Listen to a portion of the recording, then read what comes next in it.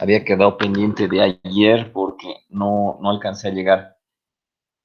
En realidad nos faltaba nada casi en la parte de enfermedades infecciosas y si hay alguna pregunta en relación a todo lo que hemos visto anteriormente o alguna duda sobre el examen teórico, la pueden hacer ahora.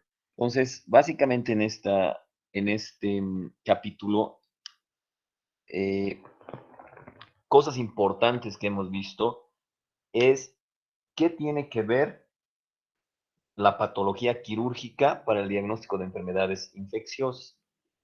Hemos visto que en este caso es más factible, más sensible y específico la patología clínica en realidad, ¿no? Y ya hemos hablado toda una clase de qué diferencia y qué es la patología clínica, y es una especialidad, etcétera, etcétera. Y dentro de esto hemos tratado de enfocar todas las enfermedades infecciosas a lo que realmente responde a la patología quirúrgica o anatomía patológica. O sea, qué cosas son relevantes para el diagnóstico desde la perspectiva anatomopatológica. Porque sabemos que la mayoría de los diagnósticos se hacen por patología clínica. Dentro de las enfermedades, infecciones virales, habíamos visto que hay tres consecuencias, ¿no ve? Una consecuencia que es la muerte celular, otra que es la necrosis, eh,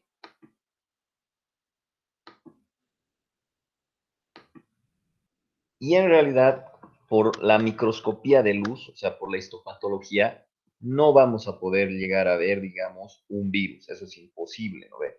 Porque a lo máximo que llegamos con un microscopio común y corriente es a ver un redondo, que es el citoplasma, y un redondo más pequeño, azul o morado, que es el núcleo. Tal vez incluso distinguimos cocos y bacilos como puntitos, ¿no? Si son redonditos, son cocos, si son comitas, son bacilos, y esas son bacterias. Y el punto de ese punto puede ser un virus, no está en la capacidad de ese microscopio óptico de luz para verse. Con lo único que podríamos llegar a ver un virus sería con un microscopio electrónico de transmisión, pero tampoco es práctico, ¿no ve? Entonces, si nosotros pedimos una biopsia, por ejemplo, para diagnosticar algunas enfermedades virales, lo más probable es que no sea, o sea, que sea inútil. La anterior clase habíamos visto que para las enfermedades virales, ahorita lo más sensible y específico actualmente es un PCR, pero también anteriormente lo diagnosticamos indirectamente por los anticuerpos que nosotros hacemos contra estas enfermedades virales y esos anticuerpos se pueden detectar serológicamente, pues, en sangre. Entonces, consecuencias, pero que en una biopsia podríamos asociar, digamos, a una enfermedad viral sin que obviamente podamos ver al virus como tal porque es muy pequeño, ¿no? Apoptosis o necrosis, ¿no? Cualquiera de los patrones de muerte celular. Esto, por ejemplo, con el virus herpes, el de la varicela, el virus de la polio. O proliferación celular, o sea, división descontrolada, y esto se ve cuando se forman macroscópicamente lo que llamamos verrugas vulgares o papilomas, y esto obviamente está muy relacionado al virus del papiloma humano. Infecciones latentes, o sea, podría quedarse ahí y ni siquiera tener manifestación serológica en realidad, ni histopatológica obviamente, como en el herpes, ¿no? Pero podríamos ver indirectamente exantemas ampullosos dolorosos. Ahora, el diagnóstico histopatológico de las enfermedades víricas es factible, no como tal. O sea, no puedo ver y decir, ese virus es del papiloma o ese virus es del VIH. No se puede. De hecho, ni las bacterias se pueden en realidad. Lo que sí se puede ver al microscopio son datos indirectos, histopatológicos. Ay, es decir, que se pueden ver algo que se llama efecto citopático viral. Por ejemplo, podemos ver que el núcleo está agrandado y asumimos o deducimos que probablemente podría estar infectado por un virus. Y hay algunos patrones histológicos que sí me pueden sugerir ciertas enfermedades virales, pero no son 100% seguros. Es decir, ya habíamos visto en el capítulo de neoplasias que una de las cosas que es importante antes de llegar al cáncer cervicuterino es hacer el tamizaje con Papa Nicolau, ¿no ve? Y ese Papa Nicolau a veces salía un núcleo como pasa, así arrugado, con un halo claro perinuclear, con un redondo blanco alrededor. A eso se llama coilocito, que puede estar asociado a efecto citopático viral por BPH. Pero ya les había comentado que algunas veces, cuando hemos diagnosticado BPH así por indirectamente por los datos histológicos que se pueden ver, cuando hemos hecho biología molecular, resulta que no había BPH, que no había virus del papiloma humano. Entonces, esto es un, un dato indirecto que me puede hacer sospechar, pero no puede diagnosticarse categóricamente eh, el virus. Y son pocos los efectos citopáticos virales, digamos, que me sugieren algunas infecciones. En realidad, el microscopio óptico tiene la resolución para evidenciar el virus, pero no es práctico. O sea, si agarro un microscopio óptico de electrónico, digamos, perdón, el microscopio óptico normal no tiene la resolución, pero el microscopio electrónico sí. Pero para empezar, un microscopio óptico vale entre $2,000 a $5,000, o sea, el microscopio normal, y un microscopio electrónico vale de medio millón a $1,000,000. Entonces, no es práctico. Además, con el microscopio electrónico, en un mar de organelos voy a tener que estar navegando hasta encontrar, a ver, una partícula viral, etcétera. Entonces, no es práctico. ¿La inmunohistoquímica puede detectar proteínas virales? La respuesta es sí. Hay inmunohistoquímica, IHQ contra virus del papiloma humano, por ejemplo, y sí podríamos detectar algunos tipos, un 16, un 18. Eso se ha estado usando, pero no tiene la sensibilidad ni la especificidad que estábamos esperando.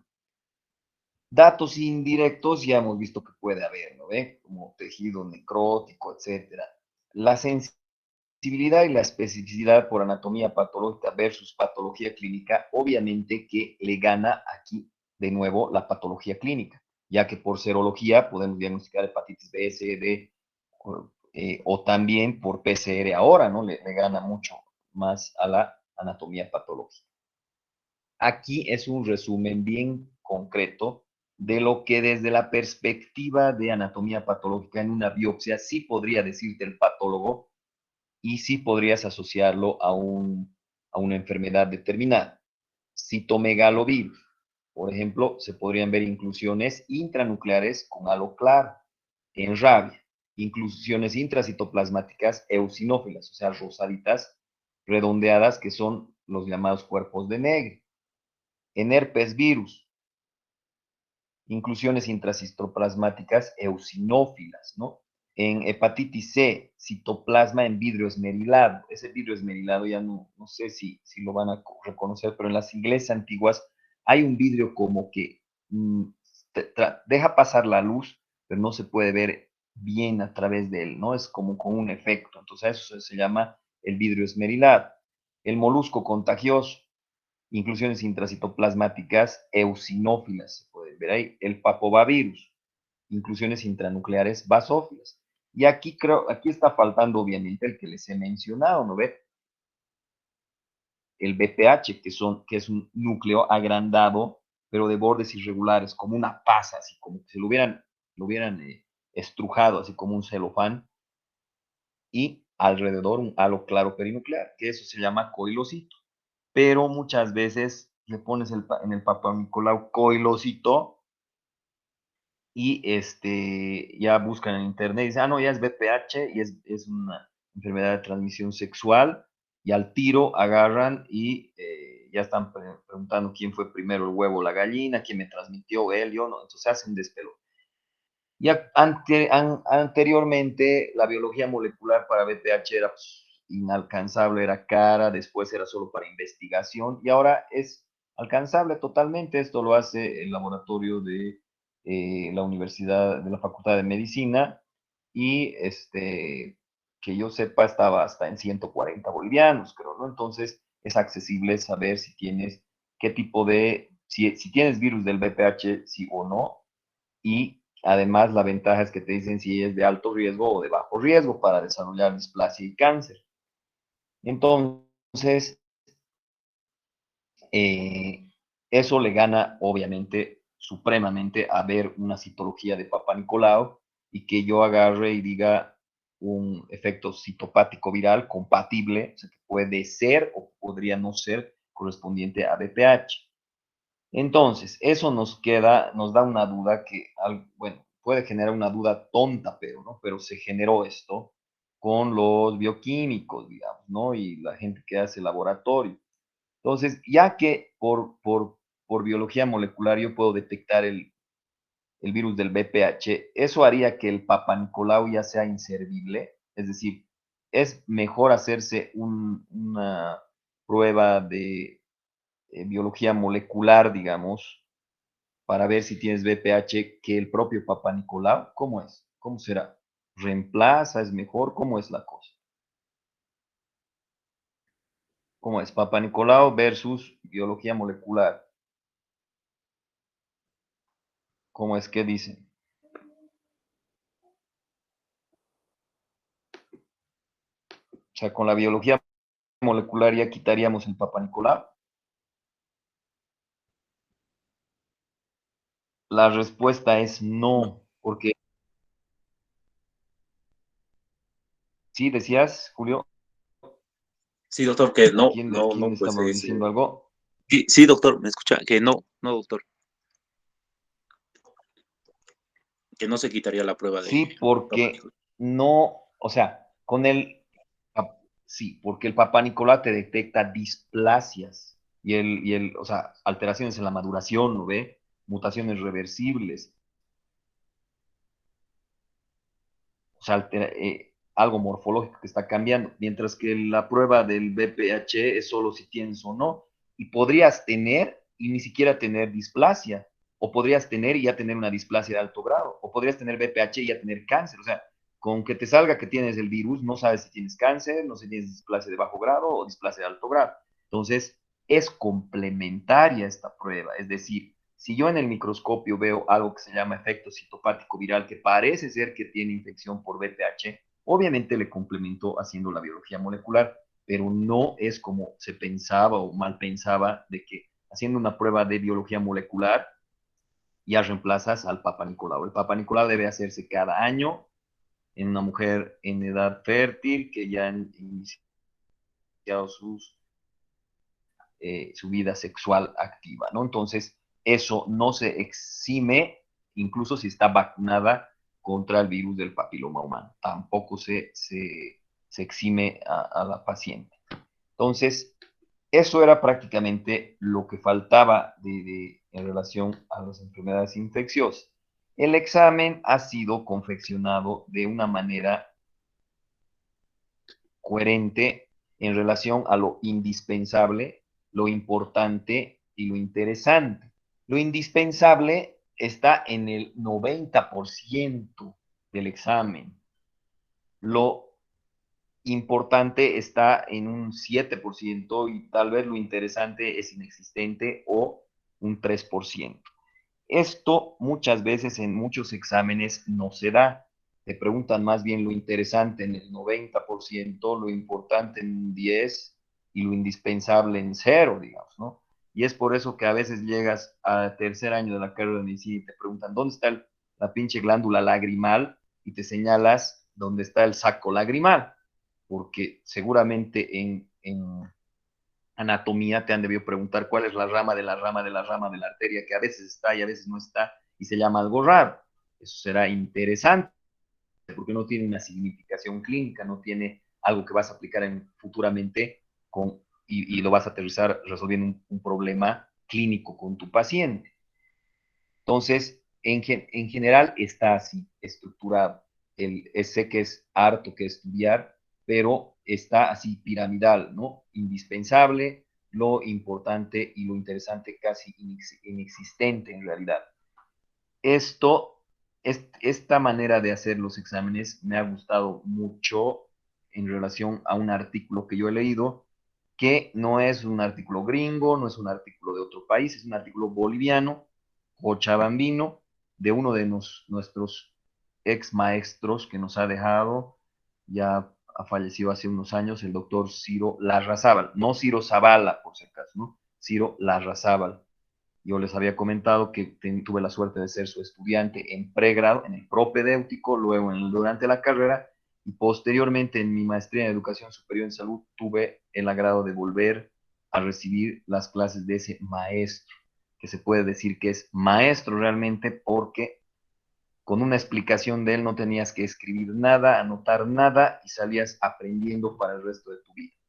Entonces, ¿qué dudas, preguntas, observaciones se han generado para el examen? Creo que es el lunes, ¿no? El lunes y el viernes, supongo, ya está desde hace semanas elaborado el examen, hasta las preguntas de la segunda instancia ya las he mandado. No sé si hay dudas, preguntas al respecto. Doctor, una vez más nos podría aclarar el término de coristoma. Ya, coristoma, ¿no ve? Termina en oma y pensaríamos nosotros, tal vez es algo de neoplasia. No es, no es neoplasia. Pero termina en oma. Pero ya hemos visto que oma termina en varias lesiones que son reactivas y no son neoplasias. Por ejemplo, fecaloma, que es ya al extremo de lo risible, digamos, ¿no? Entonces, un coristoma y un amartoma son masas, sí, son bolas, son tumores, no son neoplásicos ni malignos, peor. Y un coristoma es un tejido ectópico. Es como decir que tengas páncreas en esófago y haga un nodulito. ¿Cuál es la explicación de estos, digamos, es embriológicamente, ¿no? Se han quedado o se han quedado atrapadas unas células que estaban diferenciando o de plano se diferencian porque no se olviden que las células tienen toda la información genética en teoría para hacerlas diferenciarse en lo que quieran. Pues un coristoma es una lesión, bueno, no es una lesión, es una masa de células maduras, funcionales incluso, pero que no deberían estar ahí. Por ejemplo, un pedazo de páncreas en esófago. Ahora, un amartoma es un pedazo de tejido que debería estar ahí, que es funcional, que no tiene mutación, pero que está desorganizado. Ejemplo, debería venir mucosa, submucosa y muscular. Y en vez de eso se mezcla y pones muscular, submucosa y mucosa.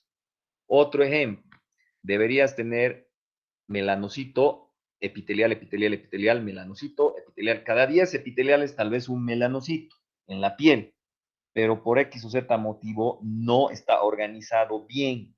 En la piel debería haber melanocitos, sí, pero está desorganizado y en vez de venir epitelial, epitelial, epitelial, melanocito, epitelial, epitelial, varios melanocitos se unen en un solo lado y eso constituye un nevo.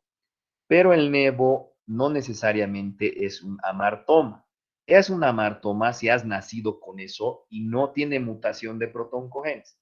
Ahora, el nevo, cuando aparece de la nada como novo y tiene mutación, pero no tiene capacidad de invasión ni metástasis, también se llama nevo, pero este nevo me debería llamar la atención más asustadamente, si vale el término, porque cualquier tipo de nevo se puede convertir en melanoma, pero es más probable que se convierta en melanoma con el que no tenías nada y apareció que el que naciste, porque el que naciste en realidad ya viene con melanocitos normales que no estaban mutados y que solo estaban desorganizados. Obviamente que esto por la luz ultravioleta, por rasurarte, porque tengas el melanoma, el nevo, perdón, en un área de donde lesionas o rasuras o lo que sea, puede incentivar a que se generen o se acumulen mutaciones y eso sí se puede convertir en un melanoma.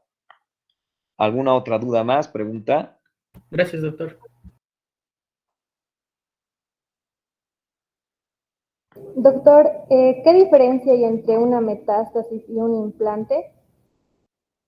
Ya, generalmente como que eso se confunde, se mezcla, digamos, ¿no? Porque tú me puedes decir, una metástasis es un implante. Podría estar correcto, sin embargo, el término de metástasis se reserva para esa neoplasia que tiene características de invasión, que ya tiene en su fenotipo y genotipo características como que tiene colagenasa, o sea, tiene enzimas, tiene toda la maquinaria genética y proteínica para romper membranas basales, para romper membrana de un vaso sanguíneo y meterse al vaso sanguíneo arterial, venoso o linfático e irse a otro lado.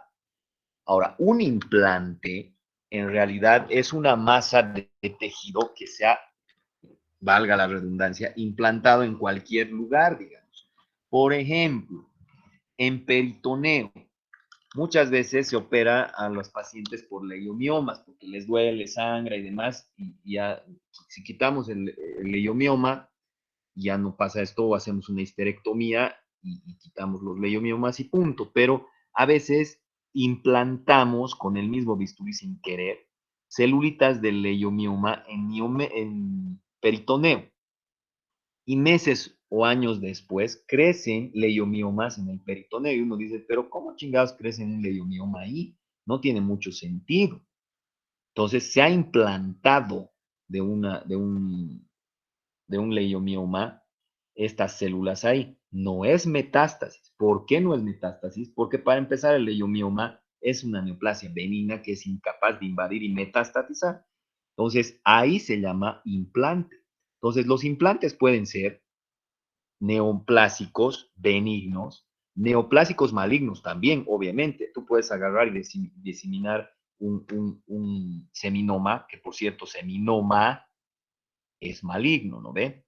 Porque hemos dicho que también los tumores que son del sistema nervioso central y los germinales, y los que dicen tumor de alguien, digamos, de algún epónimo, generalmente son malignos. Entonces, se recomienda cambiar varias veces el bisturí porque se puede implantar estas células y no es una metástasis, no califica como una metástasis el implante.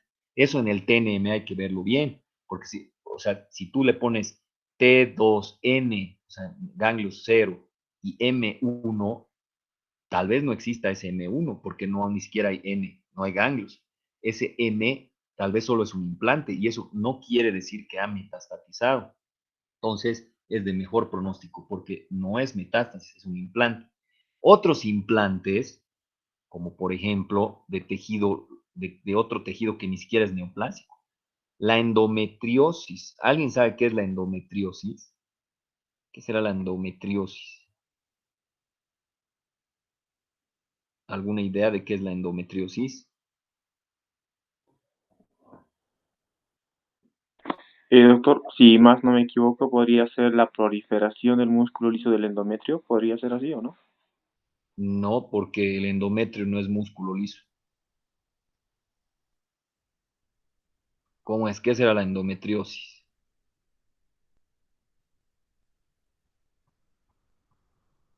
El endometrio, ¿dónde está normalmente en el útero?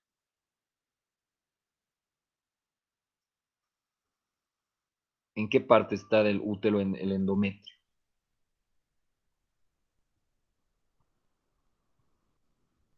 ¿Cómo es? ¿Dónde? En la En el luz del revestimiento útero. interno. Ya en la luz, en la cavidad, ¿no ve? O sea, tienes músculo y estás revestido por un tejido epitelial, no es mesenquimatoso, que cada mes se cambia, ¿no ve? Por estrógeno, progesterona. O sea, el estrógeno hace crecer, la progesterona hace que se salga, ¿no ve? Y la menstruación es esa capa que se ha quitado de endometrio. Ese endometrio es súper interesante. De hecho, muchas cosas que sabemos del cáncer las hemos estudiado en el endometrio, porque ese endometrio tiene capacidad de metaplasia, por ejemplo.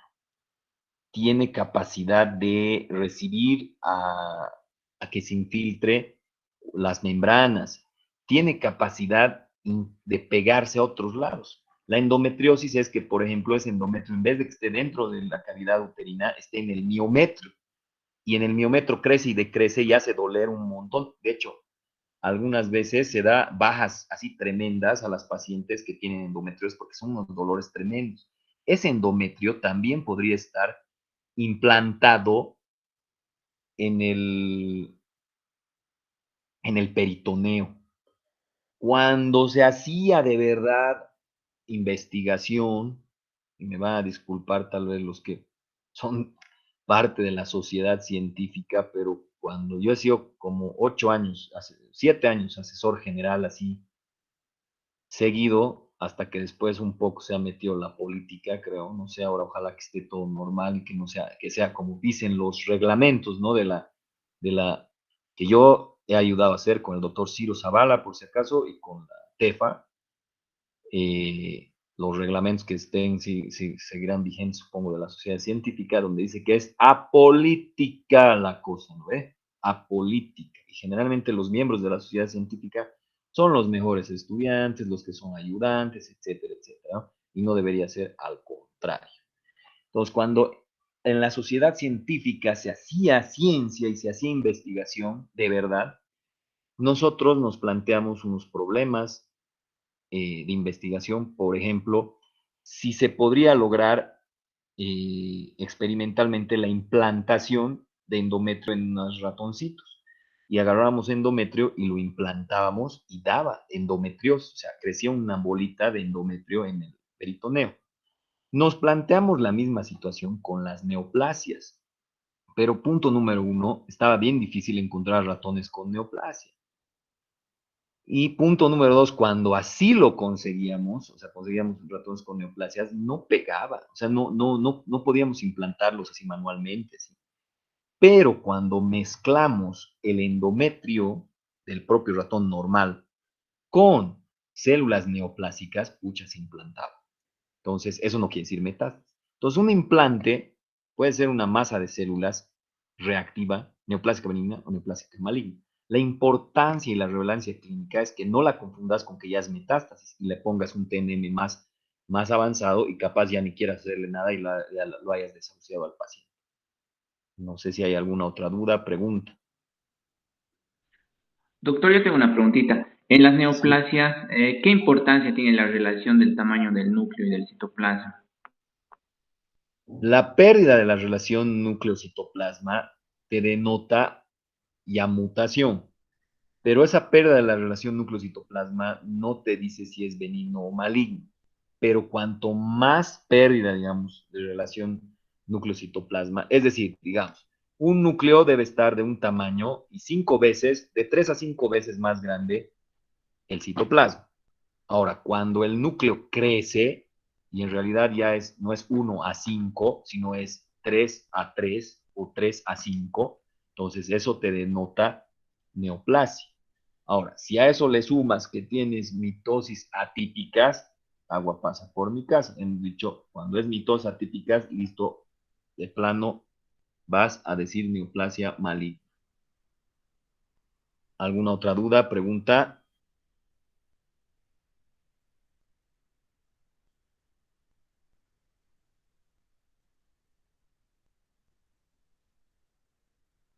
Bueno, Doctor, Doctor, Víctor, Dani, tú primero. por ya, el pero, revés. está bien. Doctor, en cuanto a las neoplasias, ¿qué importancia tienen lo de las fases G1 o G3, por ejemplo, del ciclo celular? ¿Podría volver a aclarar eso, por favor? Ya, las neoplasias, o sea, antes de ir a una neoplasia, o sea, cuando estás en una fase, por ejemplo, de displasia, hay fases dentro de la división celular que ayudan a que no se desarrolle la neoplasia. Por ejemplo, si tú estás el ciclo celular, generalmente solo lo asociamos, lo confundimos, que solo es profase, metafase, anafase, telofase. Esas profase, metafase, anafase, telofase, solo es la fase M del ciclo celular, porque está la fase G1, que también es llamada presintética, luego viene la fase S, que es propiamente llamado de síntesis de DNA, la fase G2, que es premitósica, porque obviamente es antes de la M, y la M, que es la fase mitósica. Ahora, cuando hay mutación, puede salir de ese ciclo a G01, por ejemplo, para reparar el DNA, porque está mutado y ya sabemos que el P53 puede reparar el DNA.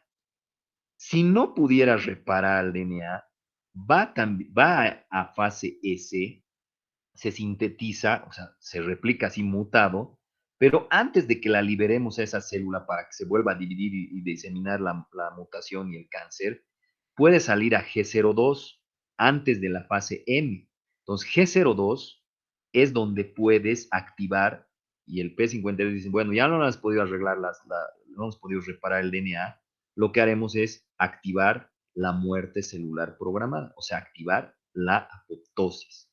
Entonces, eso en relación a antes de que sea cáncer, digamos, ¿no? Pero en relación cuando ya nosotros queremos detectar el número de mitosis en relación, por ejemplo, o el número de división celular para inclinar la balanza si es benigno o es maligno. Cuando ya sabemos que es neoplásico, pero no sabemos si es benigno o es maligno. Entonces, el hecho de buscar profase, metafase, anafase, que sí se puede ver evidente a la histología, me limita porque solo puedo ver a la célula en fase M.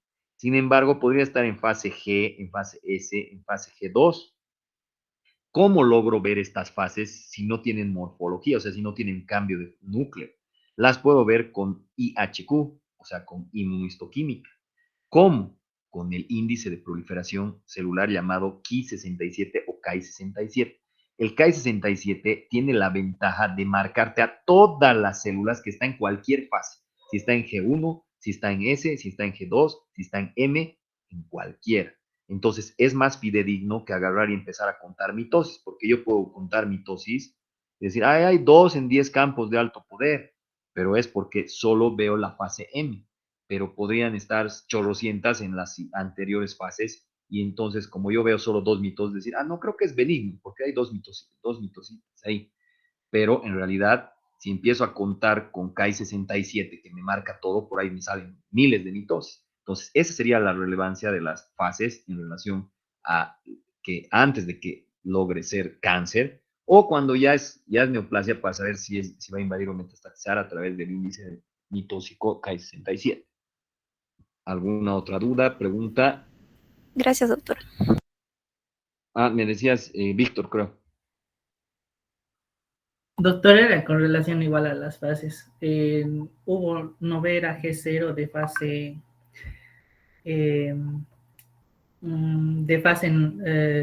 proliferativa, eso quería preguntarle.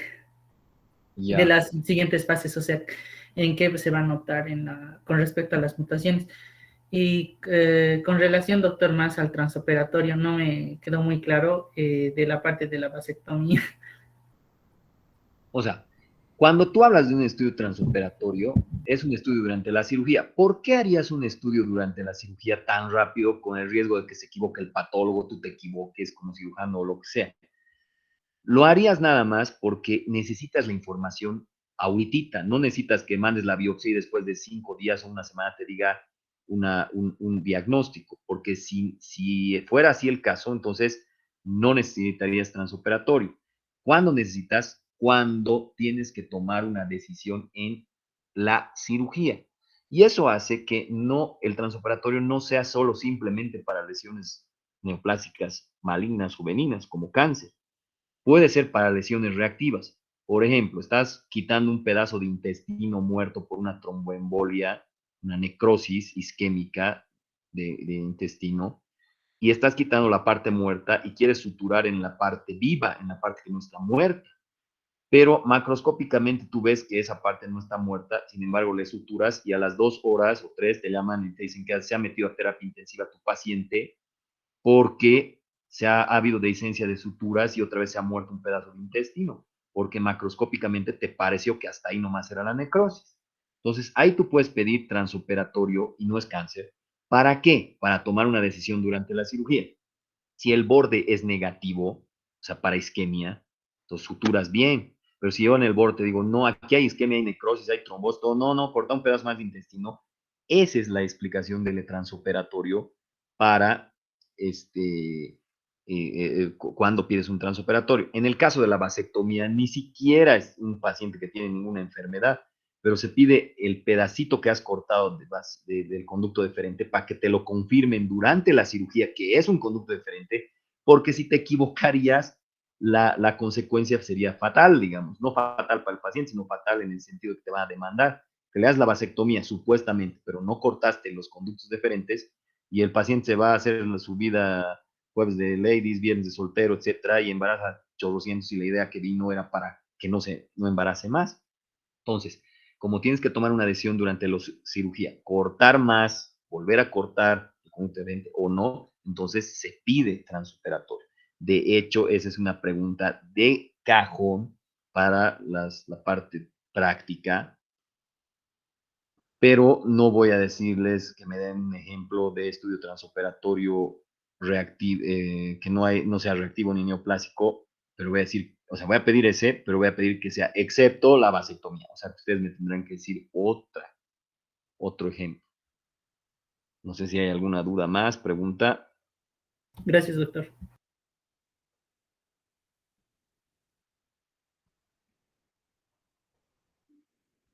Bueno, si surgen dudas o más hasta el examen, igual me pueden whatsappear. Los que no son mis estudiantes, igual por favor proporcionenles el grupo o mi número, no hay problema, para poder seguir aclarando algunas dudas que podrían llegar hasta el examen. Bueno, si no hay más dudas, preguntas, entonces nos vemos el lunes con los que no son mis estudiantes y el sábado y el domingo con los que son mis estudiantes para los respectivos exámenes. Chao, chao chicos, nos vemos. Doctor, hasta luego. Gracias, doctor. Hasta luego, doctor.